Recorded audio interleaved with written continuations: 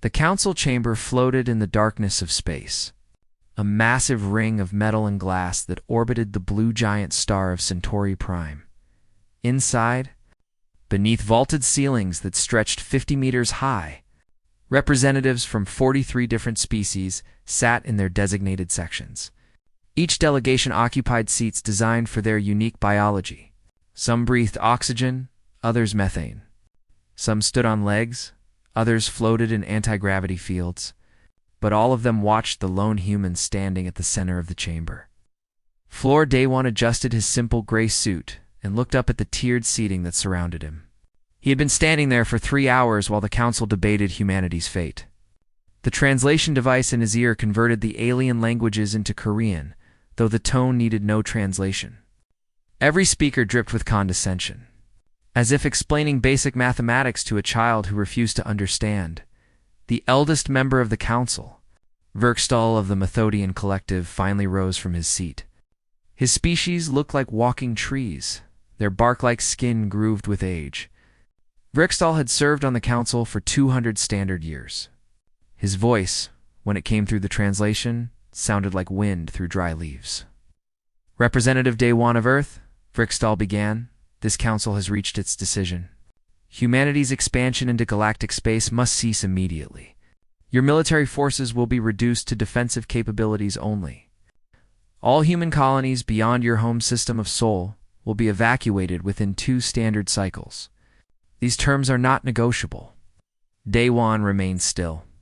His face showed nothing. Around the chamber, other council members nodded their agreement. The Keltorian delegate, a being that resembled a crystalline spider, clicked its approval.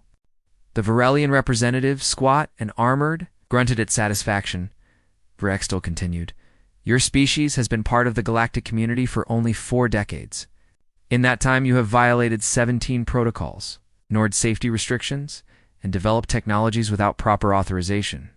Your quantum slip drives alone represent a dangerous deviation from established standards. You achieved in 40 years what took civilized species thousands of years to perfect. This recklessness cannot continue." Another delegate stood, a female from the Talesian Republic. Her species looked almost human except for the silver skin and completely black eyes. "The data is clear," she said, her voice sharp. "Human settlements expand at 3 times the acceptable rate. Human traders undercut established markets with aggressive pricing. Human engineers modify alien technology without permission. Human scientists publish research without peer review from appropriate council committees. Every metric shows a species unwilling to follow galactic norms." Day One waited. He had learned patience during his 5 years as Earth's representative. The council loved to hear itself talk. They would present their evidence, explain their reasoning, and expect gratitude for their wisdom. It was always the same pattern. A third delegate rose. This one from a species of energy beings that existed partially in another dimension. Its translated voice echoed strangely in the chamber. "We understand this seems harsh to your young civilization, but the Council has maintained galactic peace for 12,000 years. Our methods work because every species accepts their place in the natural order. Young species must learn from older ones. It is the way." Vrixdal raised one branch-like arm. "If humanity refuses these terms, the consequences will be severe. All access to galactic trade networks will be revoked. All hyperspace lane permissions will be canceled. All communication relay licenses will be terminated. Earth and its colonies will be isolated from galactic civilization. Your economy will collapse. Your people will suffer, but the choice is yours." The chamber fell silent. Every eye, stalk, sensor, and perception organ focused on the human. This was the moment where species either accepted council wisdom or chose isolation. No one had ever chosen a third option. The very idea seemed absurd. Day-1 took a slow breath. He thought about the message he had received from Earth before coming to this session. President Kaboom had been clear. "We will not bow to them. Not now, not ever. But we'll let you deliver the message. Make it count." "Honored council members," Day One said, his voice calm and clear. "I have listened to your concerns. I have reviewed your data. I have considered your ultimatum carefully." Brixtol nodded. clearly expecting acceptance. The council is pleased that Earth sees reason. I have a question first, Daywan said. Vrixtel's bark-like face creased in what might have been confusion. Very well. What happens if we simply refuse? The chamber erupted. Dozens of delegates began talking at once, their voices a cacophony even through the translation system. Several stood from their seats, gesturing wildly. The crystalline Keltorian's clicking became so rapid it sounded like machine gun fire. Vrixtel raised both arms, calling for silence. It took several minutes for order to return. When he spoke again, his tone had shifted from patronizing to stern. Refuse, young representative. I do not think you understand. This is not a negotiation. The council has decided. You will comply or face isolation. I understand perfectly, Daywan replied. You want us to stop expanding? Reduce our military. Abandon our colonies. Restrict our technology. Follow your rules. Accept our place as junior members of your order. He paused. And if we don't, you'll cut us off from your networks, your lanes, your relays. You'll try to make us dependent on your systems suffer for our defiance. It is not defiance we fear, the Talesian delegate said coldly. It is chaos. Young species always believe they know better. They take risks that endanger everyone. The council exists to prevent such chaos. Daywan nodded slowly. I see. So our choice is to submit to your authority, or be isolated until we have no choice but to submit. There is no third option in your mind. There is no third option in reality, Vrixtel said firmly. This is how galactic civilization functions. This is how it has always functioned. Then I believe we have our answer, Daywan said. He straightened his jacket and looked directly at Vrixtel. Humanity thanks the Council for its time and consideration. We have heard your terms. We understand the consequences of refusal. And after careful deliberation, Earth's government has authorized me to deliver the following response. The chamber became deathly quiet. Every being leaned forward, certain they were about to hear humanity's acceptance of council authority. It was inevitable. Species always chose cooperation over isolation. Always. Daywan's voice rang clear across the vast chamber. We refuse your ultimatum. All of it. We will not reduce our military. We will not abandon our colonies. We will not restrict our technology to meet your approval. And we will not submit to your authority. Simply because you are older than us. The silence lasted. Exactly 3 seconds before the chamber exploded into chaos. Again, Vrixtel's voice cut through the noise like a blade. You cannot refuse. No species refuses the council. Daywan smiled, and it was not a friendly expression. You wanted to know what happens if we simply refuse? Now you'll find out. Humanity is withdrawing from the Galactic Council effective immediately. We're going home. All of us. From every station, every mixed settlement, every trade post. We'll take our technology, our innovations, our research, and our people. And we'll leave you to your perfect, ordered galaxy. He turned and began walking toward the exit. You'll collapse. The Talesian delegate shouted. Without access to our systems, you'll be crippled. Daywan stopped at the doorway and looked back. Maybe. Or maybe you'll find out just how much you've come to rely on us in 40 years. I guess we'll all learn something new. He walked out, leaving the council in chaos behind him. The ship's name was Exodus. Captain Jiwoo stood on its bridge watching the colony below. New Harmony had been humanity's first settlement outside Sol System, a beautiful world with purple skies and twin moons. 15,000 humans called it home. In 2 days, it would be empty. Status report, Jiwoo said to her first officer. Last transport is loading now, Captain. Civilians are aboard. The demolition teams are placing final charges on the agricultural domes. The manufacturing complex is already slag. Jiwoo nodded. Below, the settlement that had taken 10 years to build was being systematically destroyed. Not out of spite, but practicality. If humanity was leaving, they would leave nothing useful behind. Every piece of technology, every research note, every agricultural technique would return to human space or cease to exist. Her communication officer spoke up. Captain, We're receiving a transmission from the Talesian Republic. They're asking us to reconsider. They say abandoning the colony is wasteful. Tell them the colony was ours to build and ours to abandon, Jiwoo replied, and remind them that their diplomats voted for this outcome. Back on Earth, Ambassador Hyansu stood before the United Earth Assembly. The massive chamber held representatives from every nation, every colony, every station.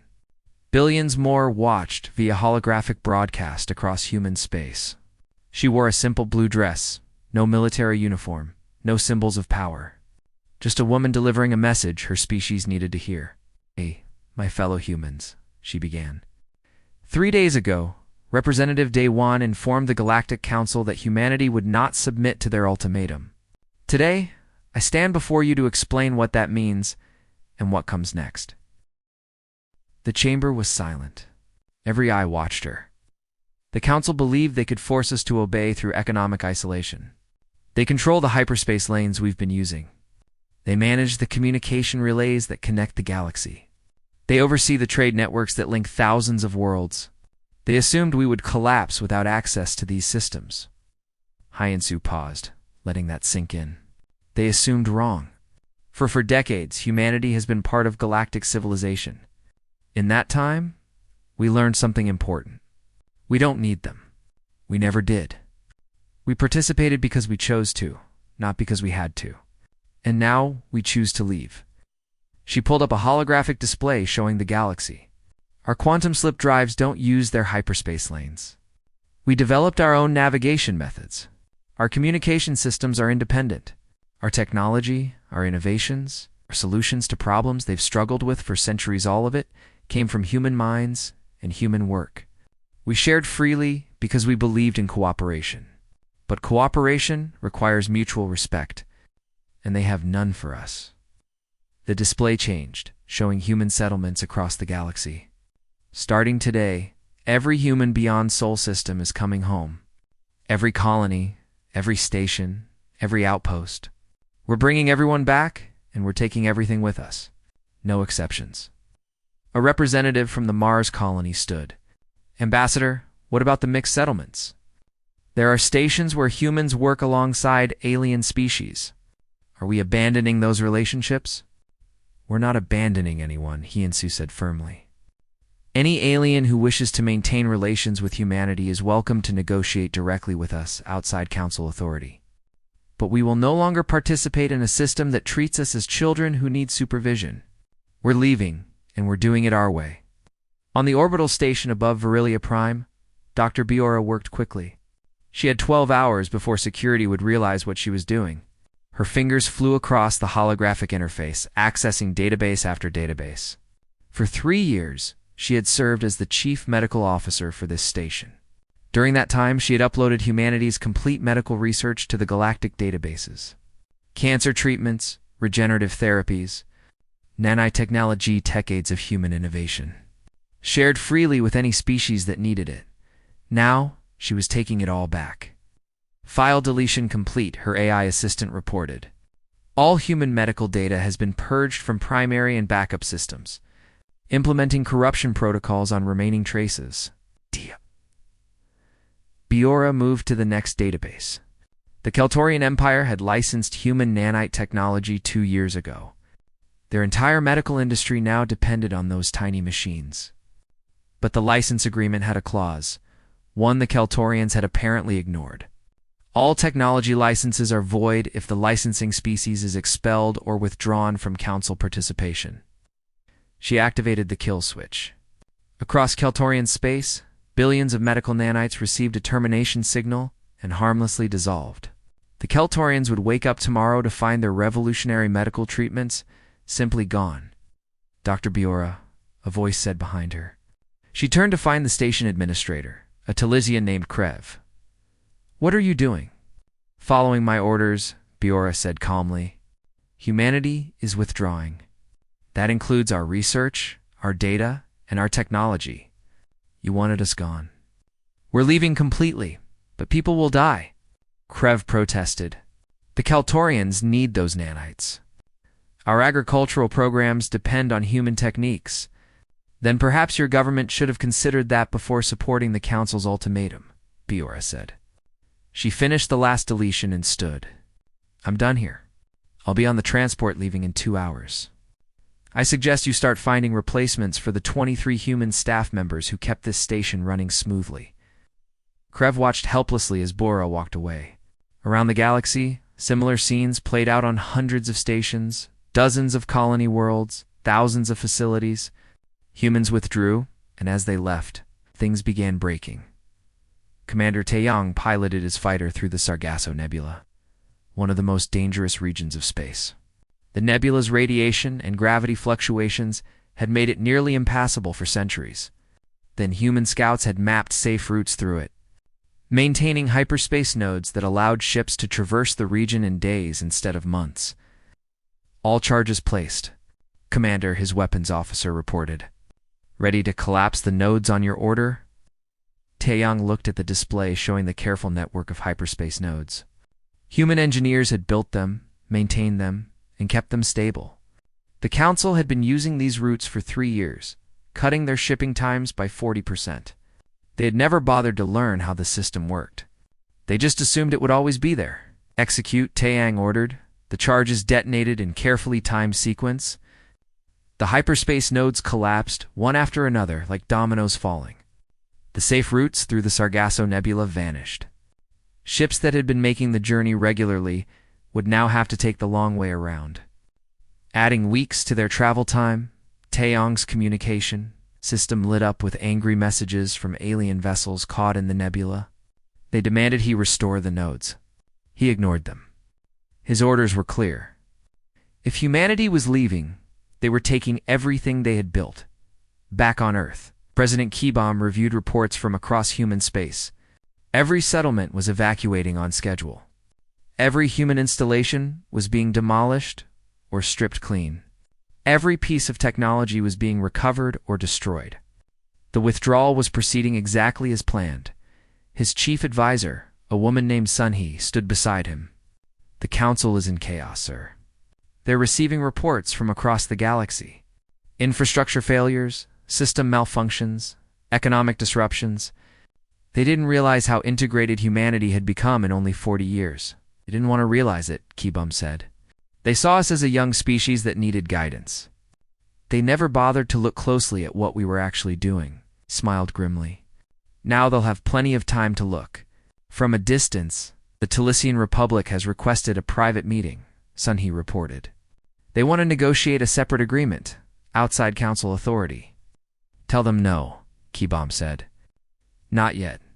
Let them watch what happens when they try to run their perfect galaxy without us. When they're ready to treat us as equals, we'll talk. Until then, we have our own civilization to build. Across human space, ships continued arriving with refugees from abandoned settlements. But there was no panic, no chaos. Humanity had planned for this. New colonies were being established in regions the Council had never explored. Systems deemed too dangerous or too difficult by galactic standards became human homes. Where the Council saw obstacles, humans saw opportunities. The withdrawal took exactly 2 cycles, as the Council had demanded. But it wasn't the withdrawal the Council had imagined. They had expected desperation, begging, eventual submission. Instead, humanity left efficiently, completely. And without looking back, the Galactic Council watched in confusion as they're ordered. Galaxy began to fracture. 3 cycles after humanity's withdrawal, Councillor Vrixtol stood in the same chamber where he had delivered his ultimatum to Representative Day 1. The room felt different now. Where there had been confidence and order, now there was tension and barely concealed panic. The tiered seating was only half full. Several delegations had stopped attending regular sessions, too busy dealing with crises at home. Order, Vrixtol called weakly. This council recognizes the Keltorian delegate. It's a crystalline spider being clicked forward, its movements agitated. The plague is spreading. Without human nanites, we have no way to control it. Our own medical technology is centuries behind. We have already lost 3 million citizens. Our health ministry predicts 10 million more will die within the next cycle if we cannot restore the treatment. The Council sympathizes with Kaltoria's situation, Vrixtel said, though his tone was hollow. Have you attempted to reproduce the human nanite technology? We have tried, the Kaltorian replied. Our scientists cannot understand how it works. The technology is too advanced. The humans designed it in ways our researchers never imagined. It will take us decades to reverse engineer it, if we can do so at all. Another delegate stood, a Varelian whose armored plates looked duller than usual. The Varelian Manufacturing Consortium faces similar issues. Our production facilities relied on human metallurgical processes. We thought we understood them, but it turns out the humans had modified everything in subtle ways our engineers never noticed. Our output has dropped by 60%. Our economy is in crisis. Perhaps the Talesian delegate said coldly, we should admit what everyone in this chamber already knows. We made a mistake. The humans were not simply participating in our civilization. They had become essential to it, and we never noticed. We noticed, Vrixtel said defensively. We saw their expansion, their aggressive innovation, their refusal to follow proper protocols. That was why action was necessary. Action was necessary, the Talesian agreed, but perhaps not the action we chose. She looked around the chamber. I have reports from 17 different sectors. Food shortages because human agricultural techniques improved crop yields by their 10%, and we never learned how they did it. Transportation delays because human mapping of dangerous regions saved time and resources. Medical crises because human treatments solved problems our species had struggled with for generations. All of this in only 40 years. A delegate from the Methodian Collective stood, one of Vrixtel's own species. The Council's authority is being questioned openly now. 3 minor species have refused to pay their contribution fees. 2 others have demanded council reforms. The Drachner clans are threatening to withdraw entirely. They say if humanity could leave, why shouldn't they?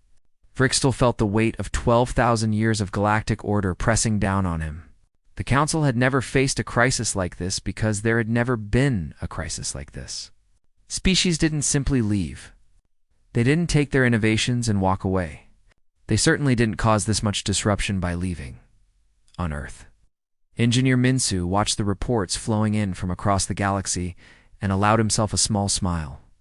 He sat in the command center of humanity's Strategic Planning Division, a facility buried deep beneath the Swiss Alps.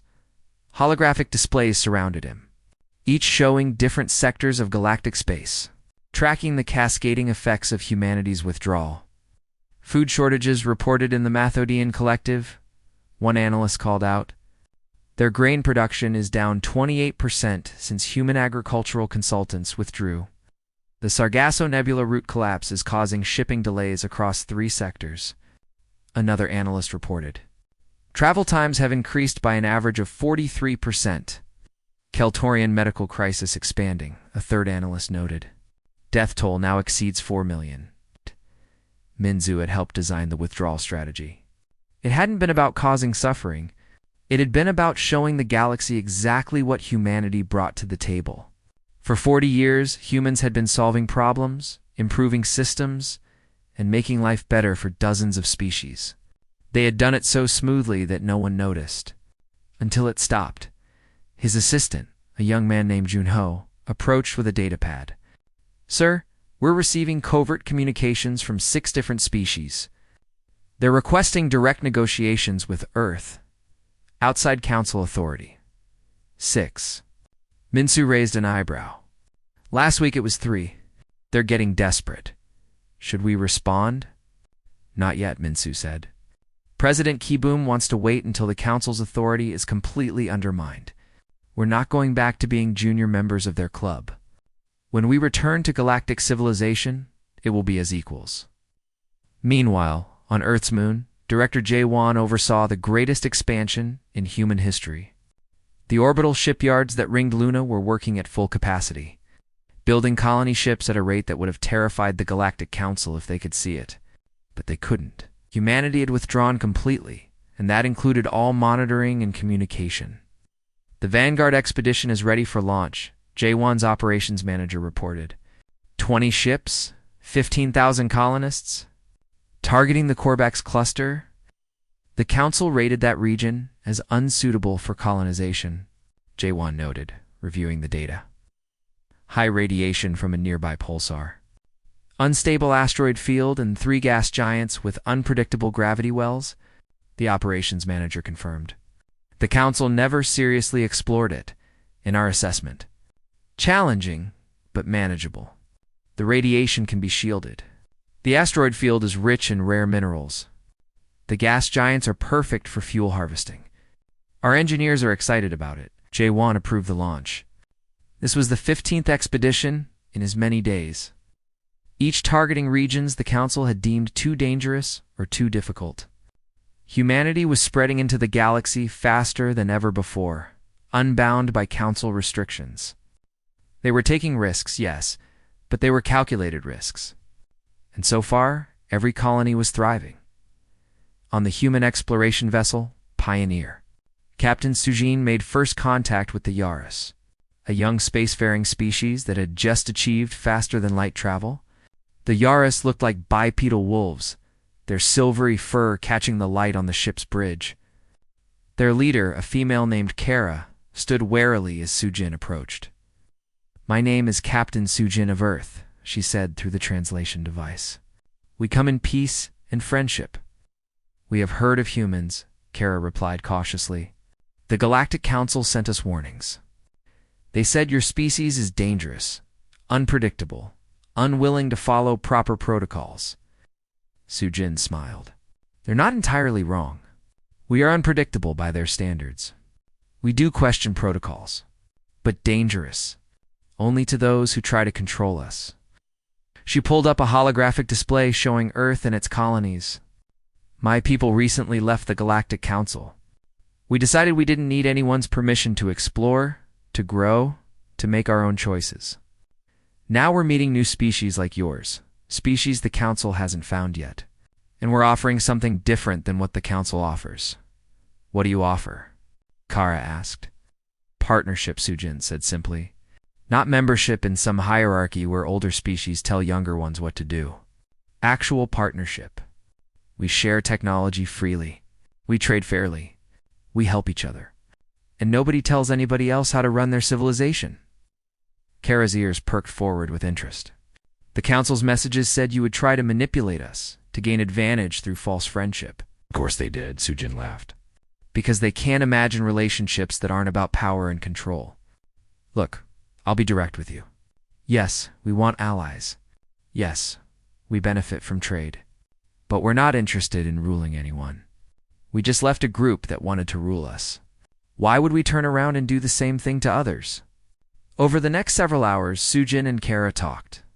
They discussed technology, culture, philosophy. Sujin shared human innovations freely, asking nothing in return except information about this region of space. By the time the Pioneer left Yara space, they had established a trade agreement and a friendship that would last generations. This scene repeated across the galactic rim. Humanity encountered 7 new species in 3 cycles, all of them uncontacted by the Council. To each, they offered the same thing: partnership without domination. Knowledge without strings, friendship without hierarchy. The response was overwhelmingly positive. Young civilizations that might have spent centuries under Council authority instead found themselves building alliances with humanity.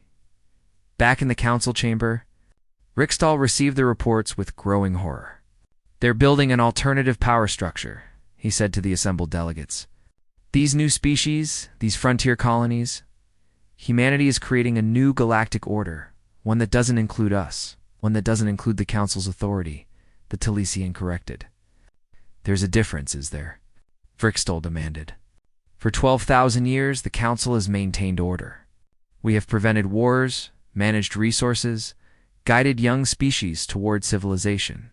And now, humanity threatens all of that by offering a different model. One where there is no guidance, no structure, no order. One where there is no control," the Talesian said quietly. "That's what really frightens you, isn't it? Not chaos. Loss of control." Before Riksdahl could respond, alarms began blaring throughout the station. Emergency broadcasts flooded every screen. The message was simple but terrifying. Unknown hostile forces had attacked 3 Council worlds simultaneously. The enemy was unlike anything the galaxy had encountered in living memory. They were machines, a hive mind of artificial intelligence that moved with terrifying coordination. They called themselves the Wraith Collective, and the Council's defenses, designed for a galaxy at peace, were completely inadequate to stop them. The Wraith came from the darkness between stars, from regions so remote that the Galactic Council had never bothered to explore them. Their ships were unlike anything in the galactic database, black metal hulls that seemed to absorb light, weapons that tore through shields as if they weren't there, an artificial intelligence that adapted to every tactic thrown at it, Captain. Sujin was 3 light-years from Earth when the first distress signals reached her ship. The Pioneer had been exploring an uncharted nebula, but she immediately changed course toward the nearest Council world under attack. Even though humanity had left the Council, even though they had been treated with contempt, Sujin couldn't ignore a cry for help. "Captain, we're receiving visual data from the Varelian homeworld," her communications officer said. "You need to see this." The holographic display showed devastation. Varian cities burned beneath swarms of Wraith machines. The Council's defense fleet engaged the enemy with textbook precision. Their formations perfect, their tactics refined over millennia. It didn't matter. The Wraith adapted faster than the defenders could adjust. Each strategy the Council fleet tried worked once, maybe twice, then became useless as the Wraith learned and countered. Sujin watched a Council dreadnought fire its main weapons. The beams struck a Wraith ship dead center. For a moment, the Wraith vessel's shields flickered. Then they stabilized, and the same weapons that had damaged it moments before became completely ineffective. The Wraith ship returned fire, and the dreadnought exploded. "They learn," Sujin said quietly. "Every attack teaches them. Every defense shows them a new vulnerability to exploit." "Captain, should we intervene?" her tactical officer asked. Sujin considered. The Pioneer was an exploration vessel, not a warship, but it carried humanity's latest shield technology, weapon systems the Council had never seen, and most importantly, a crew trained to think creatively under pressure. "Yes," she decided, "but we're not going to fight them the way the Council does. Tactical. Prepare for irregular engagement patterns. Randomize everything approach, vectors, weapon frequencies, shield modulations. Don't give them a pattern to learn from." The Pioneer dropped out of quantum slip and immediately broke every rule of conventional space combat. Instead of maintaining formation, it moved erratically. Instead of firing in predictable patterns, it varied its weapons randomly. Instead of following standard tactical doctrine, it improvised. A Wraith ship moved to intercept. Its weapons targeted the Pioneer exactly where Council tactics said the ship would be. But Sujin wasn't following Council tactics. She rolled the ship unexpectedly, then accelerated in a direction that made no strategic sense. The Wraith shots missed. "They're confused," her tactical officer reported. "Their targeting systems keep predicting our movements incorrectly. Good, keep them confused. Fire missiles at that damaged station, not at the Wraith ships." "Captain, trust me." The missiles streaked toward the station. The Wraith, analyzing the attack, predicted that this was a desperate attempt to destroy the station to prevent capture. They moved to intercept the missiles, exactly as Sujin had hoped. The missiles suddenly changed course, their human-designed guidance systems allowing for last-second retargeting, and slammed into the Wraith ships from behind. The tactic worked beautifully. Once, Sujin knew better than to try it again. "Get us out of here," she ordered. "We've bought them maybe an hour. Send a full combat report to Earth. High Command needs to see how these things fight." On Earth, Admiral Youngya reviewed Sujin's combat data with her senior staff. The Admiral was 63 years old, a veteran of humanity's brief but intense conflicts during the early expansion period. She had commanded fleets in asteroid fields and nebulas. Her sensors didn't work properly, and every engagement required improvisation. Now, she studied an enemy unlike any she had faced before. "The Council is losing," she said bluntly. "Their forces are well-trained and well-equipped, but they fight like machines themselves. Everything is by doctrine, by procedure, by protocol. Against an enemy that learns from every engagement, that approach is suicide." Her tactical analyst, a woman named Hayun, pulled up a map of Council space. 6 worlds have fallen in 2 cycles. The Wraith are advancing on 3 fronts simultaneously. Council projections estimate complete collapse within 6 cycles if current patterns continue. Current patterns, Young Ya repeated. What do we know about these Wraith? Where did they come from? Intelligence suggests they've been in the dark spaces at the galactic rim for centuries. Possibly millennia, Hyojung replied. Building strength, watching, waiting for the right moment. They assessed the Council's capabilities and determined they could win. But they didn't account for us, Young Ya said, because we just left. They probably don't even have data on human military capabilities. Should we offer assistance? Another officer asked. Oh. That's not my decision, Young Ya said. But prepare contingency plans anyway. If we do fight these things, I want strategies that don't rely on conventional tactics. The decision came faster than anyone expected. 3 days after the first Wraith attacks, a single ship requested permission to enter Sol System. It was not a warship or a diplomatic vessel. It was a small, personal craft. And its only passenger was Counselor Vrikstal. President Kiboom met him in Geneva at the United Earth Assembly building. There was no ceremony, no grand reception. Just 2 leaders in a simple conference room. Vrikstal looked diminished somehow, his bark-like skin grayer than before, his movements slower. President Kiboom, Vrikstal said, his translated voice tired. Thank you for seeing me. Counselor Kiboom replied neutrally. I assume this isn't a social visit. No. Vrikstal sat heavily in a chair designed for his species. I come to ask for help. The Galactic Council is losing the war against the Wraith. 8 worlds have fallen. Millions are dead. Our military doctrines, refined over 12,000 years, are inadequate. The Wraith adapt to everything we do. They learn faster than we can innovate. And you want humanity's help. Yes. The single word seemed to cost Vrikstal everything. I was wrong. The Council was wrong. We saw your species as reckless, chaotic, dangerous. We tried to control you, to force you into our established order. We were arrogant. And now that arrogance may cost us everything. Kiboom studied the ancient alien. Why should we help? You expelled us. You threatened us.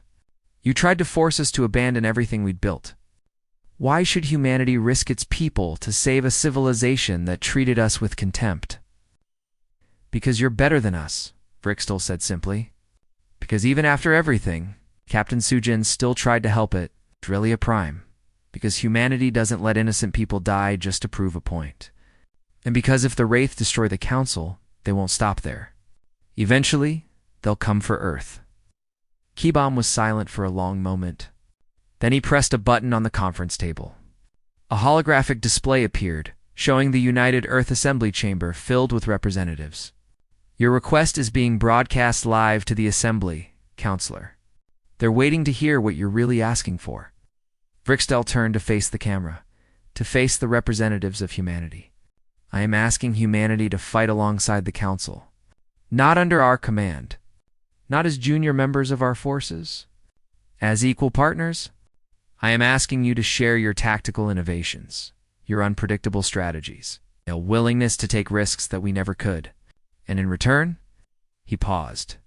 And when he spoke again, his voice cracked. In return, the Galactic Council will dissolve its absolute authority.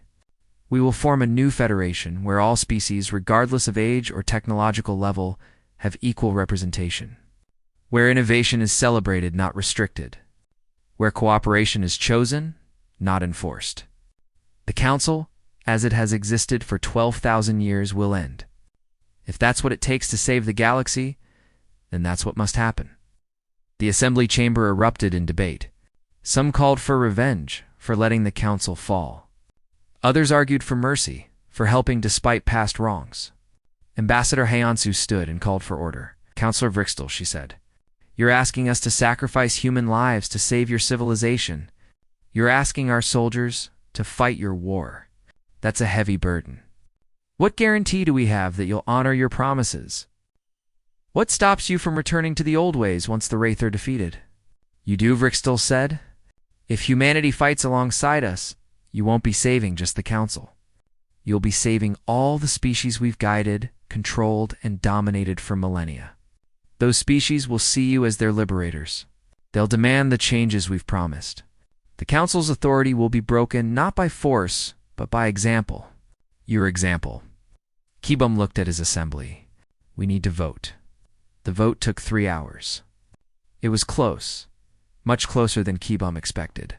In the end, humanity chose to help. Not because they forgave the Council, not because they forgot the insults, but because millions of innocent civilians didn't deserve to die for their leaders. Mistakes. Admiral Youngya received her orders that evening. She was to take command of the combined Human Council military forces, not as a subordinate to Council generals, but as the supreme commander. The Council had agreed to place their forces under human leadership. It was perhaps the most difficult admission they had ever made. Youngya stood on the bridge of the Indomitable, humanity's newest and largest warship, and looked at the fleet assembling around her. 300 human vessels, alongside 2,000 Council ships, the largest military force assembled in galactic history, and it would all depend on whether she could teach ancient civilizations to fight like humans. All ships report ready. Admiral, her communications officer, announced, "Ow! Then let's show them what humanity does best," Youngya said. "We improvise." Fleet Commander Dong Han watched the tactical display with growing satisfaction. The Wraith thought they understood warfare. They had analyzed 12,000 years of Galactic Council combat data, learned every strategy, mapped every tactic. What they hadn't anticipated was humanity's fundamental approach to war.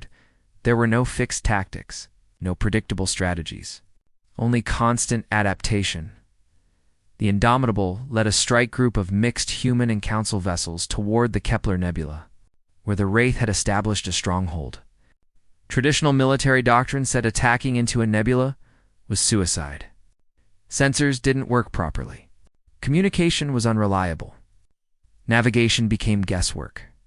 Every rule said to avoid it. So naturally, that was exactly where Dong Han planned to attack. Council ships are requesting clarification on the battle plan, his communications officer reported. "Tell them the plan is simple," Dong Han said.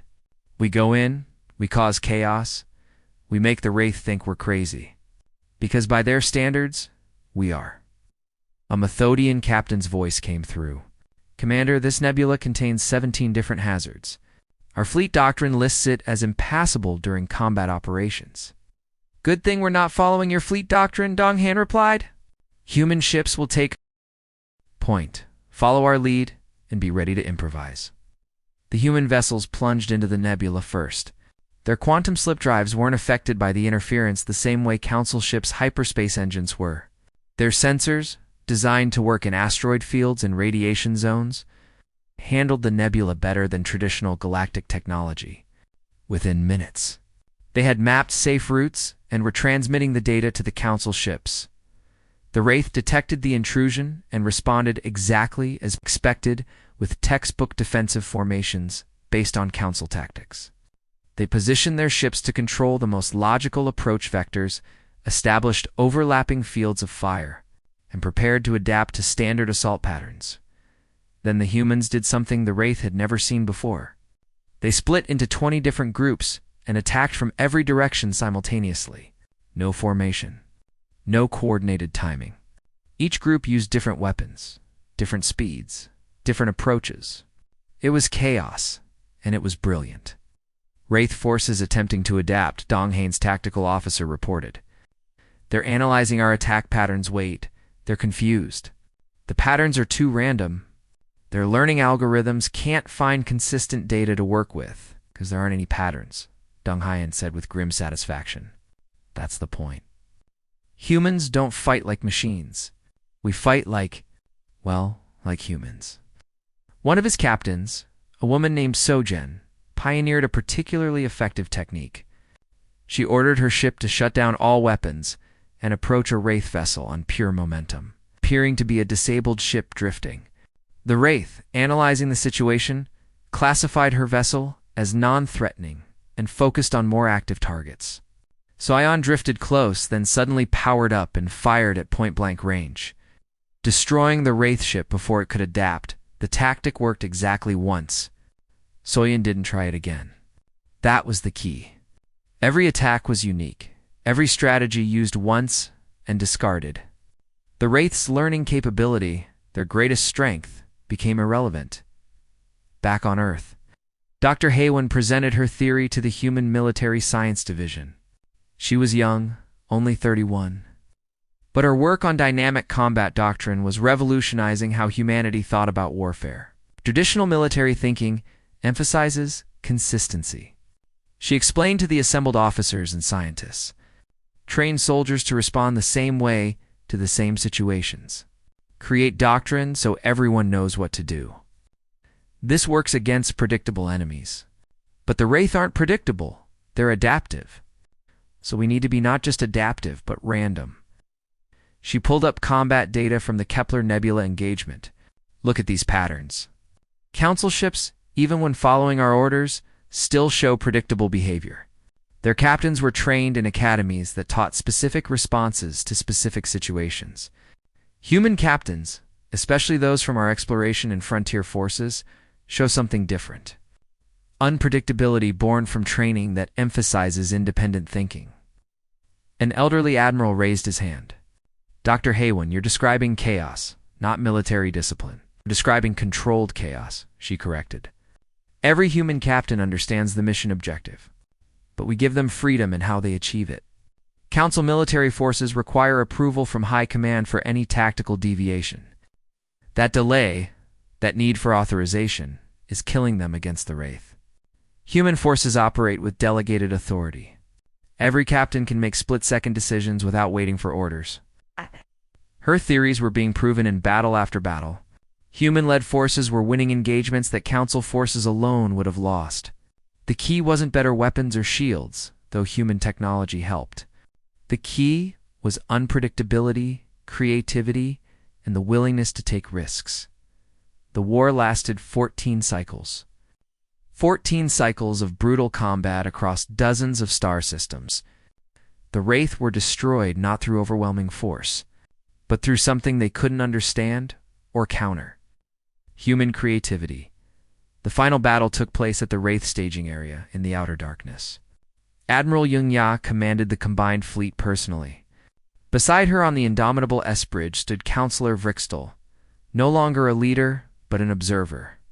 Watching humanity and its allies fight for the galaxy's survival, they're learning to fight like you, Vrixtel observed, watching Council ships begin to show more creative tactics.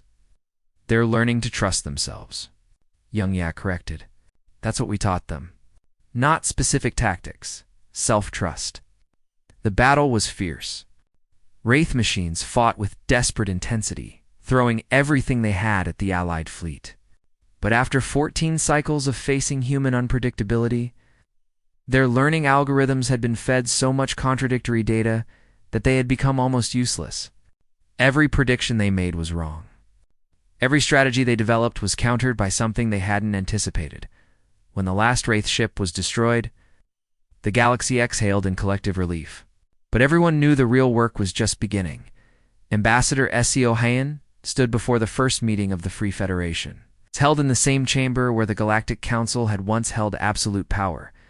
But the chamber had been restructured. Instead of tiered seating that placed some species above others, all delegates sat in a circle. Every species, from ancient Methodians to the newly contacted Yaris, held equal positions. The Charter of the Free Federation is simple, Seo Hayan announced, projecting the document for all to see. Article 1. All member species are equal, regardless of age, technology level, or military power. Article 2. Innovation and exploration are encouraged, not restricted. Article 3. Expansion is a right, not a privilege granted by committee. Article 4. The Federation exists to facilitate cooperation and mutual defense, not to enforce obedience. She paused, looking around the circle. Article 5. Any member may withdraw at any time, for any reason, without penalty. A Delician delegate raised her hand. Ambassador, that last article seems to undermine the Federation's stability. If anyone can leave whenever they want, what holds us together? Choi Seo-haen said simply. The old council held together through economic pressure and implicit threat. Members stayed because leaving meant isolation. The Free Federation holds together because being part of it is genuinely beneficial. If it stops being beneficial, if we start trying to control instead of cooperate, then species should leave. That threat, that possibility, keeps us honest. Another delegate, one of the species humanity had befriended during the withdrawal, stood. What about conflicts between members? The council had arbitration procedures. We'll develop new ones, Seo-haen said. Based on mediation, not imposed judgment. Based on mutual agreement, not top-down authority. Will it be messy sometimes? Yes. Will there be disagreements? Absolutely. But that's healthy. The council's perfect order was stagnation. We're choosing growth over comfort. The vote to adopt the charter was unanimous. Not because everyone agreed on everything, but because everyone agreed on one fundamental principle. No species should rule another. On Earth. Old Commander Jihoon taught history to students in New Seoul. He was 70 now, his hair gray, but his eyes still sharp. The children before him were young, born after the war. Growing up in a galaxy their grandparents had fought to reshape. "Whoa, Teacher Jihoon." A girl named Mina asked, "Why did the council try to control humanity? Weren't they wise? Weren't they experienced?" They were, Jihoon acknowledged. They had 12,000 years of experience. But experience can become a trap. They knew what had worked before, and they couldn't imagine anything different working better. When humanity showed them a different way, it threatened everything they believed about how the galaxy should function. "So we were wrong to leave?" a boy asked. "No," Jihoon said firmly. "Walking away was the right choice. Sometimes the strongest thing you can do is refuse to participate in a system that doesn't respect you." The council learned that lesson. They learned that cooperation must be chosen, not forced. They learned that young doesn't mean inferior, and old doesn't mean wise. "But we came back," Mina pointed out. "We helped them fight the Wraith, even after they tried to make us leave the galaxy." Yes, Jihoon agreed. Because leaving when the cost is your dignity is brave, but staying away when the cost is millions of innocent lives is just spite. We came back, but we came back as equals. That's the difference. We didn't return to beg for acceptance. We returned to save lives and demand respect. And we got both. He pulled up historical footage of the Battle of Kepler Station, where human tactics had turned the tide against the Wraith. The galaxy had forgotten how to innovate because innovation was controlled. They had forgotten how to take risks because risk was restricted. They had forgotten how to think creatively because creativity was seen as chaos. Humanity didn't save the galaxy with better weapons. We saved it by remembering that progress requires the freedom to try new things, even if some of those things fail. After class, Jihoon stood at the window, looking up at the stars. Somewhere out there, Explorer Wonshik was charting the far reaches of space that had been forbidden under council rule. His crew was mixed humans, Methodians, Celtorians, Yaris, and a dozen other species. All of them working together by choice, not by mandate. The galaxy had changed. Not because humanity was superior, but because humanity had refused to accept that any specie,